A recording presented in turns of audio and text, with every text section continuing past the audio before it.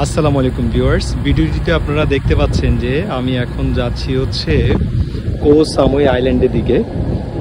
Actually থাইল্যান্ডের ভাষায় কো মানে হচ্ছে আইল্যান্ড, সো সামুই আইল্যান্ডে যাচ্ছি অ্যাকচুয়ালি। আর আমরা এই ফেরিতে উঠেছি মূলত হচ্ছে রাজা পিয়ার থেকে।